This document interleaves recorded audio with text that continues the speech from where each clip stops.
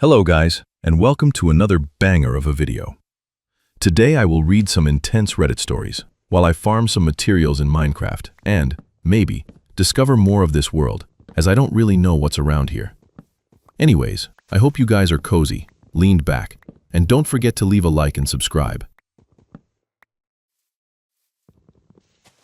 I, 30F, caught my husband, 31M, in an affair, and I don't know how to move on. I've suspected things had been going on for a while, but kept brushing it off. I thought he would never do that to me. Since around April, he's been refusing my attempts to have sex most of the time, sitting differently on the couch to where he's facing away from me. Little things. It's with one of our good friends. She came to my house a few weeks ago. She's texted me. She's pretended to be there for me. I found out because I rolled over and they were having a Snapchat conversation.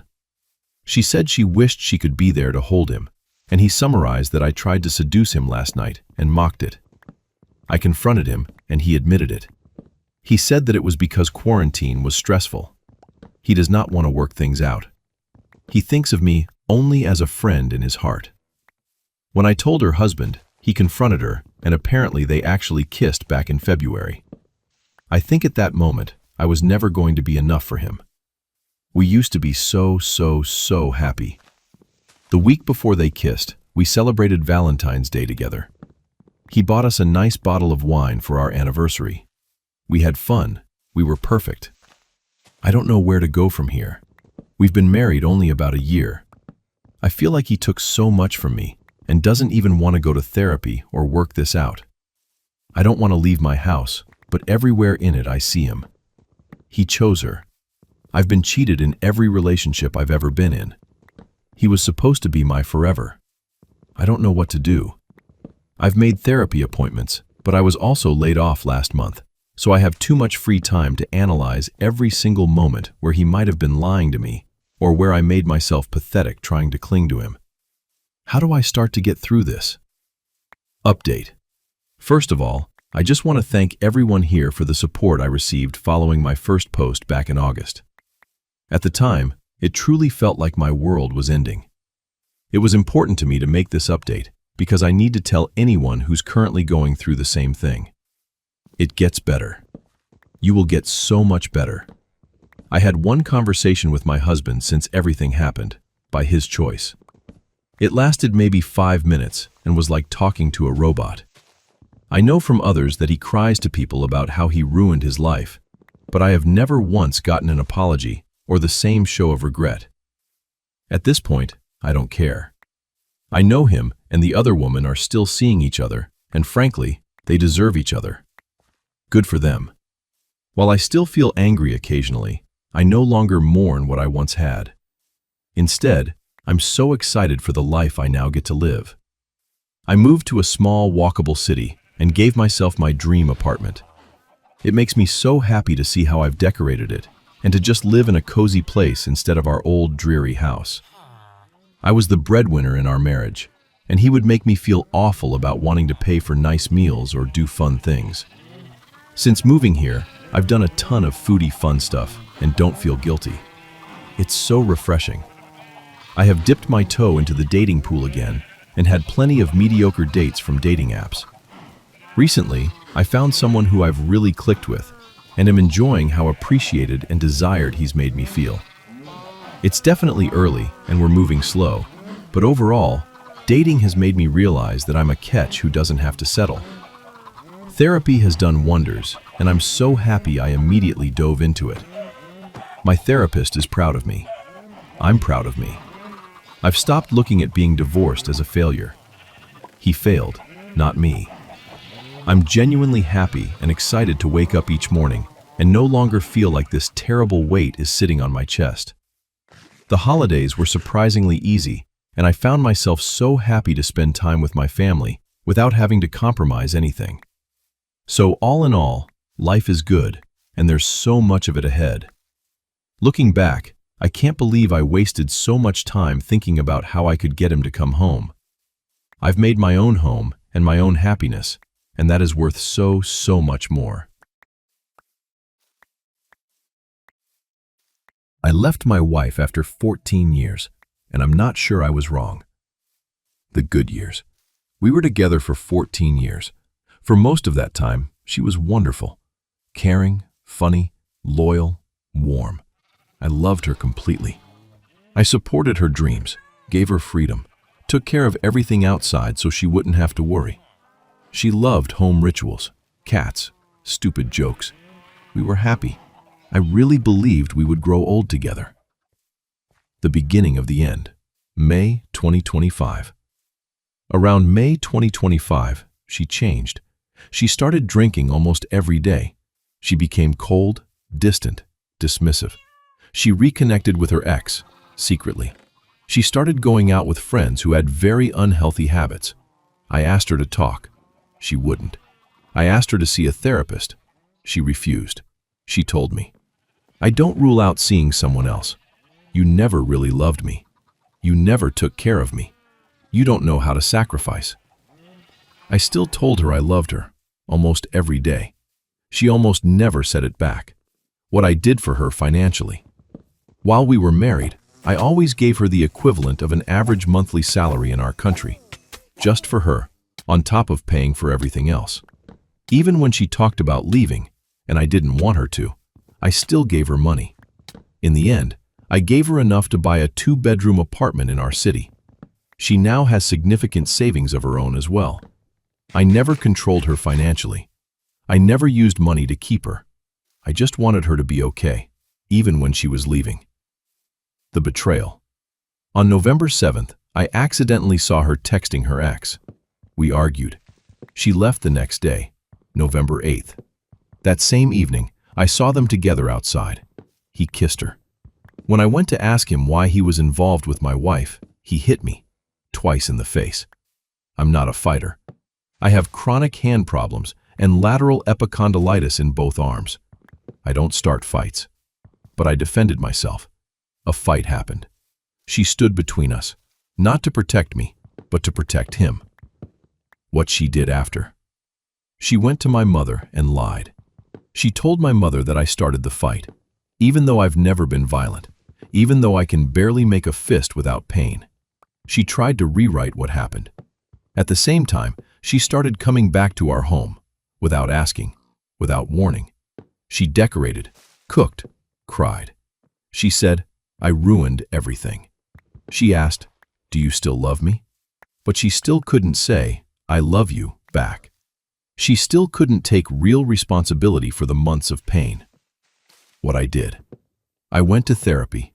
I worked on myself. I forgave her, truly. I also forgave myself. I set boundaries. I asked her to leave. I stopped being the only one holding the marriage together. And for the first time in years, I felt calm. Now, she's warm again, gentle, helpful. She sends me cat photos, brings me medicine, thanks me for small things, and I feel guilty because I see the good in her. I always did. But I also remember the fear, the loneliness, the feeling of being chosen by no one. Why I'm sharing this. I didn't leave because I stopped loving her. I left because love alone wasn't enough anymore.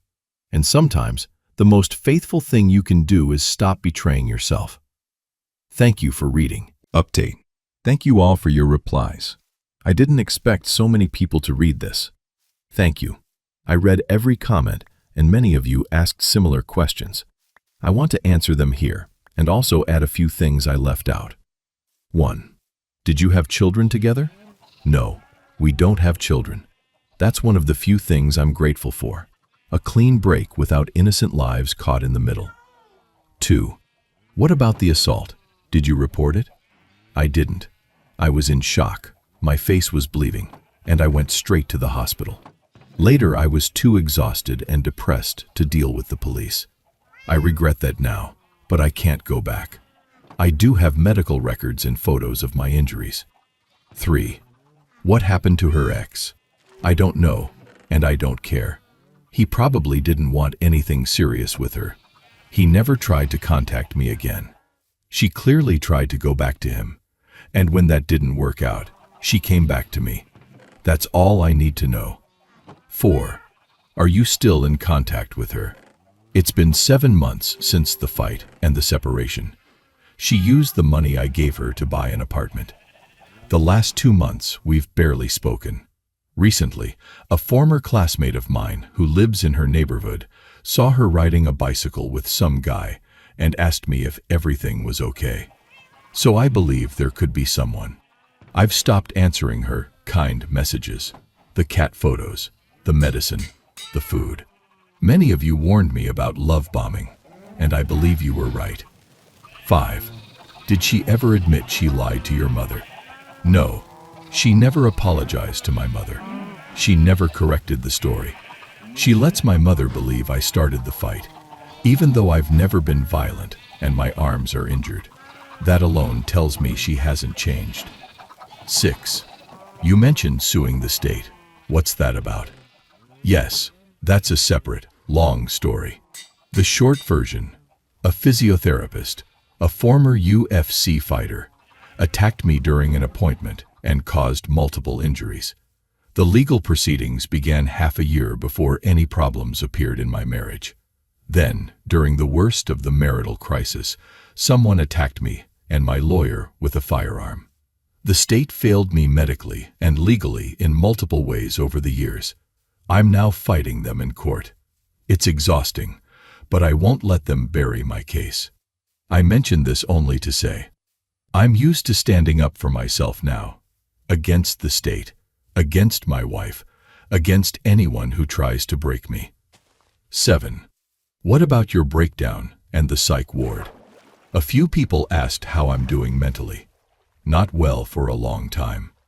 At one point, after she told me, I don't love you, and after the betrayal, I completely collapsed. I couldn't function. I was taken to a psychiatric hospital, what people call the nut house. I'm not ashamed of it anymore. I needed help, and I got it. I feel better now. I'm in therapy and stable. But every single day I wake up and ask myself, why did she do this to me? Also, so many things I loved. Our favorite games, cartoons, little rituals. I shared them with her. Now I can't enjoy them anymore. It's as if she took them away from me. 8. What are you doing now? I reached out to her and asked her not to humiliate me. Someone saw her with another man, and to just sign the divorce papers. Of course, I still love her, but I'm tired of not knowing whether she was really on that bicycle or my classmate was mistaken. I've blocked her on most platforms. Only WhatsApp remains for practical reasons, but I no longer reply to anything that isn't strictly about the divorce. I still feel guilty sometimes. I still miss the good person she used to be. But I also remember the months of fear, the gaslighting, the rewriting of history, and the moment she stood between me and her ex. Not to protect me, but to protect him. 9. What's the final decision? I dreamed that none of this had ever happened, but I know it's dangerous to let her come back. I'm not going back, not because I stopped loving her, but because love alone is not enough. I need respect. I need safety. I need a partner who chooses me even when it's hard. She had years to do that, and she didn't. Thank you all again for the support, the harsh truths, and the kindness. It helped more than you know. I 26F opened my husband's 32M Snapchat, and it was a very explicit picture and caption from a girl. He's sitting not 20 feet from me, and I don't know how to handle this. Well, title kind of says it all. Throwaway because my husband is active on Reddit. He's probably on it now. Here goes. I've been with my husband for 5 years, married for 1.5. I've never once doubted his fidelity. He's great. Super smart, funny, handsome, and, I thought, loyal. He's never given me reason to doubt him or be suspicious. I thought it was kind of odd when he downloaded Snapchat. He's not big on social media. I have one, but I'm not very active. We rarely snap each other. He said his friends were really active, and he liked it better than Facebook, so. As I said, I've never had any reason not to trust him. So I thought nothing of it. This morning, My husband was in the shower and left his phone on my nightstand. I was half asleep when his phone started chirping and woke me up. We both have the same phone and ringtone for text messages. Not knowing that he had put his phone on my nightstand for whatever reason, I thought it was my phone in my half-asleep state. Despite his black phone case, mine is green. I didn't even notice, and I looked at who had texted. It said, "Mom." Okay, my mom texted me. I can ignore that until I'm actually awake. But under that was a Snapchat notification. A snap from someone named Roxy. I was like, who the F is Roxy? And why is she Snapchatting me? I opened it and bam, it's a picture of a pussy. And not the meowing kind with 4 legs and a tail. The caption said, "I want your tongue inside me again." Now, I immediately thought it was a mistake. But I was alert now after being awoken by a vulva. I pretty quickly realized that this was my husband's phone. I felt like I was going to crap the bed and started to sweat. I looked at his contacts on Snapchat, and she has a yellow heart next to her name. I looked up WTF that means, and it means they are best friends. WTF. I feel like I'm going to be sick. I didn't do any other snooping because honestly, I know what I'll find. I just don't understand how he could do this. We're happy. I thought we were happy. We have sex at least 4 times a week. Here's the real kicker, Reddit. I'm almost 12 weeks pregnant with our first child.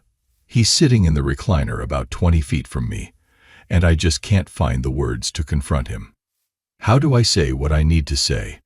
There is no way I am somehow overreacting or misreading this situation, is there? I'm heartbroken and don't know what to do. Update. First and foremost, thank you all for your love and support. I feel it from here. Honestly, thank you. It's amazing to me that strangers care so much about my baby and me. Love back to all of you. So, husband knows something is up. I don't know if he saw that I opened a Snapchat from Roxy and is afraid of what I saw and afraid to bring it up, or if he's clueless and can just tell I'm upset about something. He's been asking me if I'm okay, or if something is wrong about every hour. I told him my sister was having a hard time today. Ironically, she just broke up with her boyfriend. Why? He cheated. And I was going to go over to her place for dinner. I live in Pacific time zone. And to spend the night with her. I'm here now. My sister is 20 and a whiz at the social media thing. She stalked his Facebook to see if this Roxy person popped up anywhere. She looked through his friends' friends. Bingo. We found her. Well, at least pretty sure.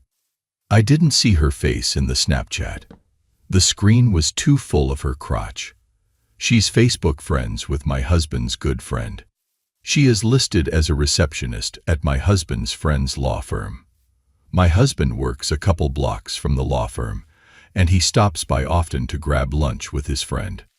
That would explain how they met. Still formulating a plan on confrontation, trying to get as much information as possible first. My sister wants to burn his life to the ground, and honestly I do too. But I'm going to address this in the most adult way possible so that I can walk away from him with my head held high and be a deserving role model to my baby girl. Not sure it's a girl, just a feeling. Good news. My uncle is a lawyer. Most of what he deals with are divorces. I've already contacted him and asked if we could discuss some potential legal issues. Didn't specify what yet. Feels like something I should do in person during our meeting. I told him it was urgent. We are meeting tomorrow morning. I will try to update as much as I can. And from the bottom of my heart, thank you all again, internet strangers. Another update. Again, I am overwhelmed by the support and love I've received from everyone. It feels great to be comforted and cheered on by you all. Thank you so much. So, husband cheated. He has been since maybe 2 weeks before last Christmas, according to him. I was very calm when confronting him and took the advice many of you gave me by telling him that he needs to explain to me who Roxy is and why she is his best friend on Snapchat. His face gave him away immediately, but he still tried to lie to me at first. He said that she works with his friend, and they met when his friend invited her out to lunch with the two of them. At first, he claimed he only met her about 2 months ago. He said that they're best friends because he doesn't receive many Snapchats from others, and she is extremely active on the app. He said she just sends randoms and is really into fitness, so she sends a lot of inspirational snaps on being healthy and living a better life. He said that every once in a while, he'll send her something back, like a picture of a cheeseburger or something, just to tease her about her level of health consciousness. First, I asked why he didn't just tell me about her. He said he didn't even think about it because she's just an acquaintance, not even a friend. Then I asked if he'd ever received anything even remotely inappropriate from her. He answered with, "Not on purpose." I'm assuming he went with that because he knew I opened that Snapchat and he probably knew it was a bad one. I asked what "not on purpose" means. He got very defensive, started raising his voice and saying he doesn't need to explain what that means, that sometimes people accidentally send the wrong Snapchats to the wrong people. Then he had the nerve to say something along the lines of, "I feel like I'm on trial here. People warned me that you'd get crazy when you're pregnant, but I never thought it'd be this bad." Now, as some of you mentioned in my last post, it seems amazing that I'm able to keep such a level head. That is because I was raised by a mother who always told me that you never accomplish anything with anger. That you can be emotional, passionate, upset, etc., without ever raising your voice. Messages received quietly and concisely are just as loud and clear as messages received through yelling and screaming. That is how I have lived my life for 26 years, with the exception of just a few blow-ups. I am human. This moment was an exception. I didn't exactly yell and scream, but I became furious. For him to try to blame this on me being pregnant, how unoriginal and offensive. Long story short, he said he'd never seen me this crazy, and I told him that I'd never seen a picture of another girl's pussy on my husband's Snapchat before. He came back with that I shouldn't have looked at his Snapchat. I came back with that it was an accident, but even if it hadn't been, there shouldn't be any reason he's receiving Snapchats like that for me to see, accidentally or not, in the first place. I told him that I may be pregnant, but I'm also an intelligent person, and I am his wife, so I knew he was lying, and I deserved to know the truth. I asked if I could see his text messages to see if he's been texting Roxy. He said sure. No messages. Then I asked to see his Facebook messages. He looked like a kid caught with his hand in the cookie jar. He told me no. I asked why. He finally broke and started to cry. Told me he couldn't let me see the messages because they would hurt me, because they were inappropriate. Then it all came out. They screwed in the back seat of her car the first night they met. This is already long, so I'll spare you all the details. But it's been an ongoing affair for months. No, they did not always use protection. Although I was recently screened for STIs, I'll be getting checked again in light of this information. My uncle already assured me that if he was unfaithful, we would cream him in court. Really, the only thing I'm willing to fight him tooth and nail for is our home. I put a lot of effort and money into making this home my dream space. I won't be seeking spousal support, but I will seek child support. I'm obviously heartbroken and told him to go stay in a hotel or with Roxy for all I cared. I confronted him last night. My mom and sister stayed with me last night and let me sob all over them for hours. Right now I'm sort of numb, but I'm also thinking very clearly. I know what my next 10 moves are, and I feel supported and secure in my decision to leave him and keep my baby. A few things I just wanted to clarify. My husband is not a lawyer. His good friend is. There was some concern for my success in court if my husband is a lawyer. His friend is in environmental law, so, while I'm sure he can provide some advice, he will not be my husband's divorce lawyer. There were suggestions of me terminating my pregnancy. I fully support the right to choose, and I would probably terminate the pregnancy if I was in a different financial position and lacked a support system. However, I work as a marketing manager for a large company. Not only does this allow me the privilege of working from home about 50% of the time, but it also grants me financial independence. I do not rely on my husband for money, and I really never have. He works in tech, so while he makes a good salary, I will have no need for spousal support. I have a phenomenal support system. This baby will be loved so dearly by so many. Yes, I will have to deal with my husband for the rest of my life if I have this child, and it will make future relationships for me more difficult, but it is worth it. I've wanted this baby since day one, and I am her mother, which means that I am strong enough to raise her alone, because I have to be strong enough. Here's to hoping for a speedy divorce. I'm ready to be done with this marriage. Which is crazy, because just a few days ago, I thought my life was as close to perfect as you could get. Another update. I was going to post more details on what happened during the confrontation with my husband, etc., but then I decided against it. I should keep some details private. It's likely my husband has seen this post. I will leave you with this. My dad and I were up late talking last night, and, as usual, he had the perfect thing to say to me. He told me that weak people are afraid of strong people. He told me to keep on terrifying the weak ones. That way, the only people who won't fear you are the bravest, strongest of people, and those are the people who are worthy of you. Then he said my husband is a spineless turd who couldn't kick it with the strongest woman in the world. Just thought I'd leave you with that and encourage everyone to be terrifying by being strong and not standing for nonsense. This is the last I will post on the matter. I have a lot ahead of me with everything, and will probably go quiet on Reddit for a while. Time to get ready for court and to be terrifying. Thank you, thank you, thank you again. Love to all of you and best wishes. Love, T.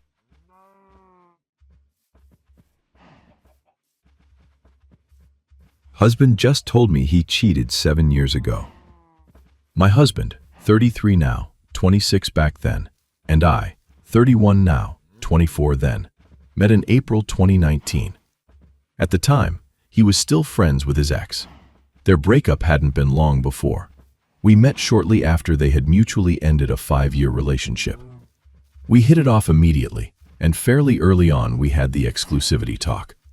It was important to me that if I was sleeping with someone, they weren't seeing anyone else. That was mainly for safety reasons, but also because that's simply how I approach relationships. Everything was fine until he told his ex about me and admitted he had feelings for me. After that, everything exploded. I hate calling other women crazy, but I genuinely don't know how else to describe what happened. She would call him screaming and crying, demanding that he come over. I witnessed several of those phone calls. She slapped him, hit him, and at one point even attacked him with a knife.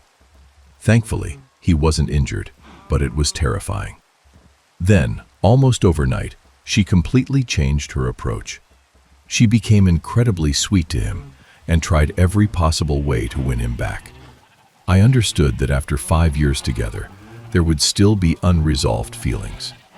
Maybe that makes me naive, but I never judged him for it. Sometimes people need to experience something new before they can truly let go of the past, and I genuinely believed we had something worth fighting for, which turned out to be true. Eventually, we found ourselves in a love triangle, and it started taking the serious toll on my mental health. I decided to remove myself from the situation before it got worse. I told him to figure out what he actually wanted. If he could do that, maybe we could start over someday. About 2 months later, we reconciled. Before coming back, he cut all contact with his ex. As far as I know, that has remained true ever since. He also told me that during the time we were apart, they had slept together once. It wasn't easy to hear, but I accepted it because I had been the one who walked away and explicitly told him to figure things out. Fast forward 7 years, a wedding, and 2 children later.